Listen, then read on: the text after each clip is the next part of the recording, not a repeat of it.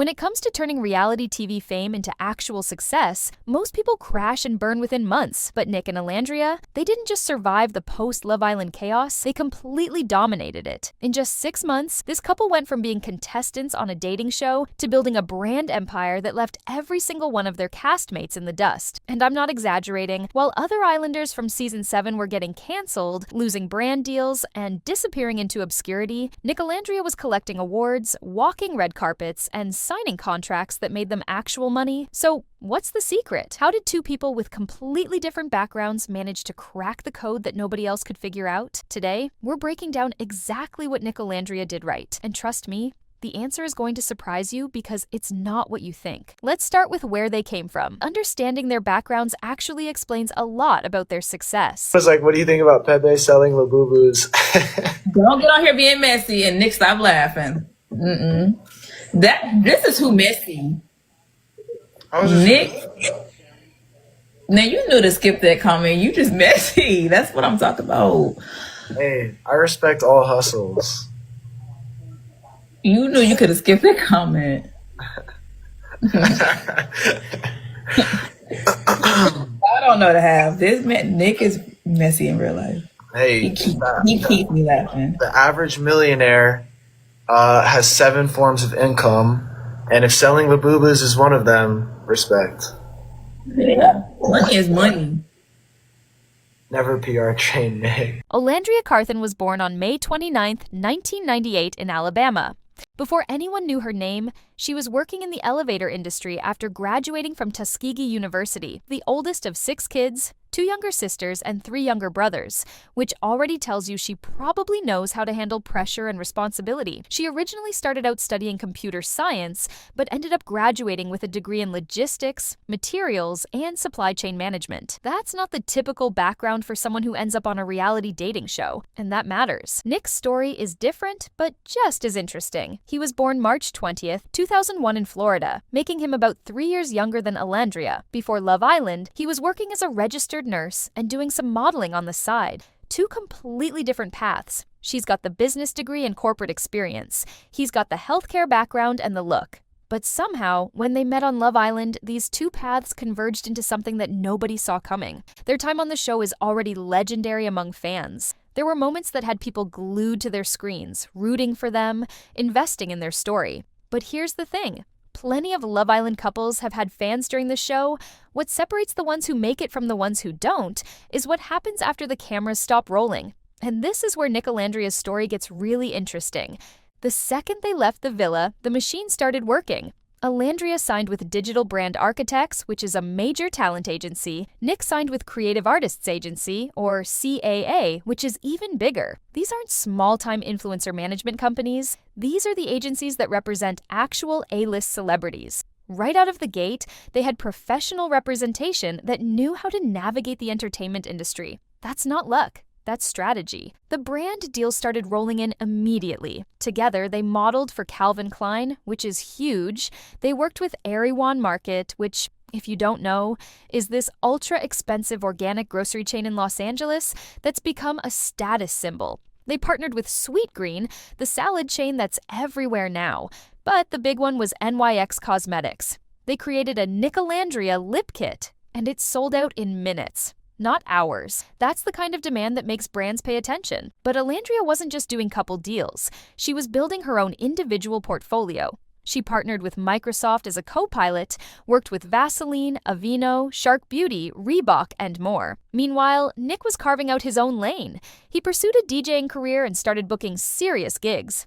The biggest one was his Greek Fest tour, and here's where it gets wild. In a comment he made online, people are convinced he basically admitted to making $500,000 from Greek Fest alone. $500,000 from DJing. 6 months out of the villa. There's the red carpet appearances. Nic Olandria has been showing up to events that most reality TV stars could never dream of attending. New York Fashion Week, the MTV Video Music Awards, the CFDA Awards, which is the Council of Fashion Designers of America, Glamour Women of the Year Awards, These aren't influencer events. These are legitimate, high-fashion, high-profile Hollywood events where you're rubbing shoulders with actual celebrities and industry power players. The awards? Olandria might be one of the most awarded islanders in Love Island history. She won more than 4 awards in just 6 months. She was the first islander to ever be on the cover of Harper's Bazaar. Harper's Bazaar. That's not some influencer magazine. That's a fashion institution that's been around since 1867.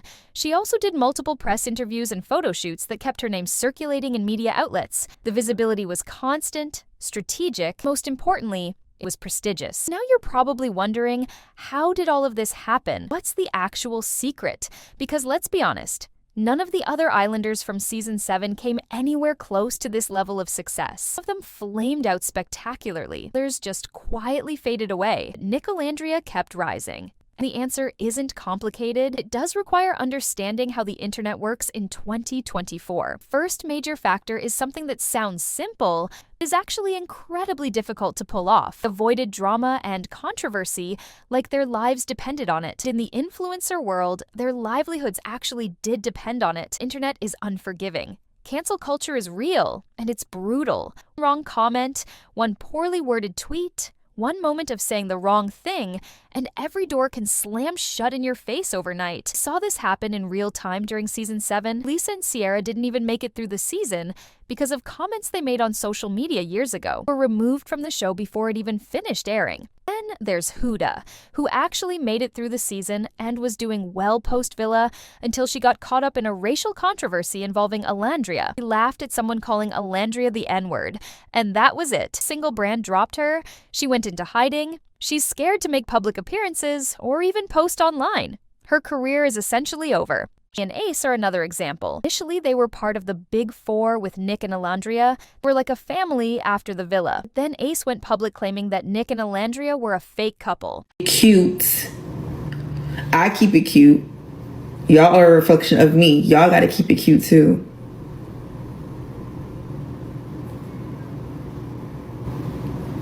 You see what I'm saying?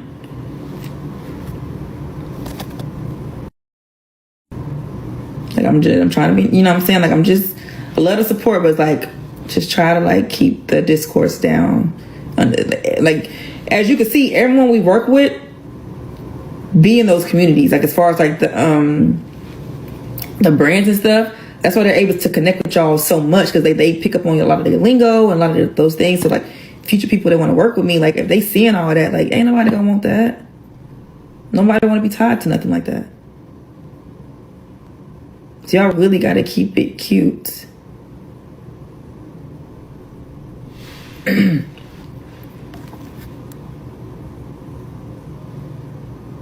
Even when, because like I said, I'm finna be really busy this week. Like really busy, because I got a lot of stuff that's coming up. So it's like, please don't be on there being crazy.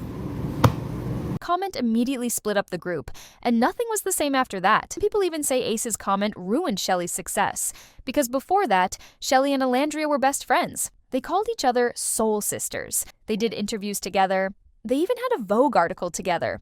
But after Ace's accusation, Shelly kind of fell behind while Olandria kept climbing. One by one, Islanders destroyed their own reputations through drama and controversy. But Nic and Olandria kept their images spotless. They faced plenty of backlash and criticism, but they never responded harshly. They didn't engage in messy back-and-forth arguments or post clapback tweets. Olandria actually said in an interview that she lets her success be the official clapback, which is honestly brilliant strategy. Because if you use your words in the heat of the moment, you might say something you can never take back. And in today's climate, you're always just one sentence away from cancellation. There's this perfect example that shows how disciplined they are. Nic and Olandria were on a TikTok live together, and someone asked what they thought about another contestant, Pepe, selling bobas. You could tell Nic wanted to be messy. They jumped out, and also for a lot of people is your poise, your grace, the way you carry yourself. How do you stay above it even when you're dragged into the mess? Honestly, even when I was younger, I always had way more to lose than people that I was like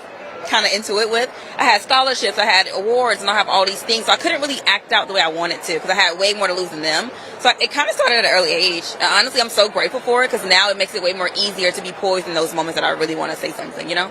My friends literally set me up for success. Wow. All these brand partnerships you see me like getting like out the gate, they did that because, you know what I mean? Like, they set that email up for me. My besties responded to my DMs for me while I was away. They wanted to see me win. One thing about it, even prior to this life, they would get on me. Olandria, you need to post on TikTok. Get us out the hood, girl. Do this, do that, do this. One thing about it, they never wanted to step into my spotlight. They were like, girl, we in the back. We in the background, but this is all for you. That's one thing about it. Get people in your corner that wants to see you win, not someone who wants to be in competition with you. That's not your friend. That is not your. He started laughing, and Olandria immediately shut it down. She said, "Don't get on here being messy. Nic, stop laughing." And then she gave this perfectly diplomatic answer about respecting all hustles and how the average millionaire has 7 streams of income. She completely diffused a moment that could have turned into drama. Nic clearly wanted to say more, but she kept them both out of trouble. Olandria is so committed to protecting her image that she even disciplines her fans. In one video, she told them directly that they're a reflection of her, and they need to keep things respectful online. She explained that brands are watching her fan base, and if they see toxic behavior, nobody's going to want to work with her. She told her fans to keep it cute because future opportunities depend on the kind of community she represents. That's next-level awareness and maturity. Some of this comes from their talent agencies, obviously. Good representation means booking the right gigs, making the right industry connections, and training you on how to handle media. But you can tell that Olandria's poise and grace come from something deeper. It's one thing I can say about Nic, any and every opportunity he ever has, he always try to find a way to give me that same opportunity. Oh, that's awesome. He was like, hey, I'm modeling for this company. Like, I'm going to talk to him about like doing a collab or you even having your own line. Like, it's one thing about it. He's going to try to put money in my pockets any way that he can. I love that about him because it's like, I would never feel like it's a competition between us. So I think that's so important in this space too. It's a beautiful thing. Between him and his family, they're always fighting for me to get compensated or something like that. Such a beautiful thing. I feel so welcomed. I feel so seen. Just having a partner and to have his family back him to make sure I'm financially good too, just as well as their son. I don't know. It's a feeling that I can't even describe. Oh, absolutely. He know he's dating the it girl. Like, never try to steal my shine when we out. And they taking pictures. He be like, "Oh no, take pictures of her." He be like getting the BTS of it. You know what I'm saying? Because it's so funny. Because prior to this life, when I used to date, a lot of guys used to be so intimidated by me. They would try to dim my light, say little things to try to like throw me off my game. You know what I mean? I'm like, bro, we ain't in competition. Like, what's up? Like, you know, which turned me off to the dating game years ago. I'm like, why are we in competition? The man be trying to be cuter than you these days. Yes, I don't like no shit like that. It's only one bad bitch in this relationship, and that's me. And I'm so happy, like, Nic supports me. He never tried to, like, steal my shine. And he always just, you know, supported me out loud, even behind closed doors, too. Always trying to find ways within his busy schedule to fly out, to support me, to see me, whatever. Even with the New York Fashion Week, he literally flew in, busy as hell, canceled his flew in to support me, smiling big as fuck, you know what I'm saying, supporting me in every single show that I was a part of. So I'm like, I need something like that. And I never had nothing like that before because every other man tried to like dim my light, be in competition with me, was mad because they don't feel needed enough. I'm like, well, I don't need you. Money good, career good, I'm living good. So like, if you can't bring the emotional support, I don't need you to around. Like, get the fuck out. In one interview, she explained that this isn't something she learned after getting famous. She's been like this since she was young. She said that even back then, she always had way more to lose than the people around her. She had scholarships, awards, and opportunities that required her to stay disciplined. She couldn't act out the way she wanted to because the consequences would have been too severe. So that self-control started early, and now it's paying off in a massive way. Even when she faced the biggest controversy of her post-Love Island life, which was the Huda situation where Huda laughed at someone calling her a racial slur, Olandria didn't snap. She didn't personally attack Huda. Instead, she used that moment to address something bigger and benefit her community. It was powerful, elegant, and strategic. She turned a negative situation into something meaningful without getting dragged down into the mud. But staying drama-free is only one piece of the puzzle. Another huge factor in their success is the support system they've built around each other. Olandria has talked openly about how her friends played a massive role in her success after leaving the villa. While she was still on the show, her friends were DMing brands on her behalf.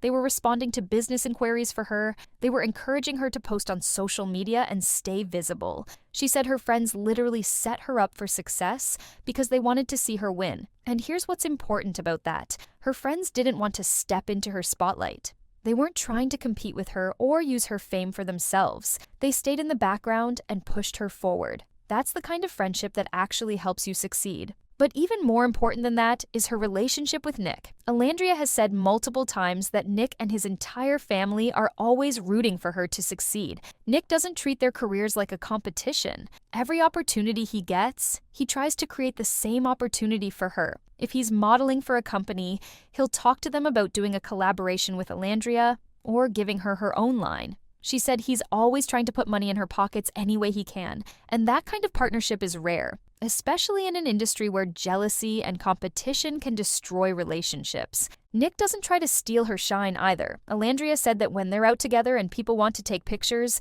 he'll literally step back and tell them to photograph her instead. He'll film behind-the-scenes content of her. He supports her loudly in public and works just as hard to support her in private. When she had shows during New York Fashion Week, Nic flew in despite being incredibly busy. He canceled other commitments just to be there for her. He was smiling and supporting her through every single show she walked in. Olandria contrasts this with previous relationships where men were intimidated by her. They would try to dim her light or say things to throw her off her game. She said it turned her off from dating for years because she didn't understand why it had to feel like a competition. But with Nic, there's none of that. He's secure enough to celebrate her wins without feeling threatened. And that kind of emotional support is invaluable because if they were fighting or jealous behind the scenes, it would absolutely show up in their public image. Drama inside the relationship always spills out eventually, but they've managed to build something solid, and it shows. The last major factor that can't be ignored is their fan base. Without their fans, none of this works. But Nic Olandria's fans aren't just regular supporters. They're genuinely dedicated to seeing them succeed. These fans are the reason brand collaborations sell out within minutes. They vote for them in every award show. They subscribe to their exclusive content, which directly puts money in their pockets. They create buzz and engagement that makes brands want to work with them in the first place. A passionate, loyal fan base is worth more than almost anything else in the influencer economy. And Nic Olandria has cultivated that incredibly well. Beyond all of that, there's also the authenticity factor. They show up as themselves online. They're not pretending to be something they're not. They post consistently, which keeps them top of mind. They treat their opportunities like actual businesses, instead of just chasing fame. And the versatility helps too. Nic branching into DJing and concerts, while Olandria works with fashion and beauty brands, means they're reaching different industries and different audiences. They're not putting all their eggs in one basket. They're diversifying their income streams and their public profiles, which makes them harder to ignore and more valuable to work with. At the end of the day, Nic Olandria didn't just get lucky. They worked smart. They stayed grounded. They avoided the pitfalls that destroyed everyone else around them. They built genuine partnerships with each other, with their friends, and with their fans. They kept their images clean in an era where one mistake can end your career. They treated their post-Love Island opportunities like a real business instead of a temporary moment of fame. And because of all of that, they didn't just survive the transition from reality TV to real success. They dominated it in a way that nobody else from their season could even come close to matching. So, what do you think? Are there other factors that contributed to their success that we didn't cover? Drop your thoughts in the comments below. And if you enjoyed this breakdown, make sure to subscribe because we've got more deep dives into celebrity success stories coming your way.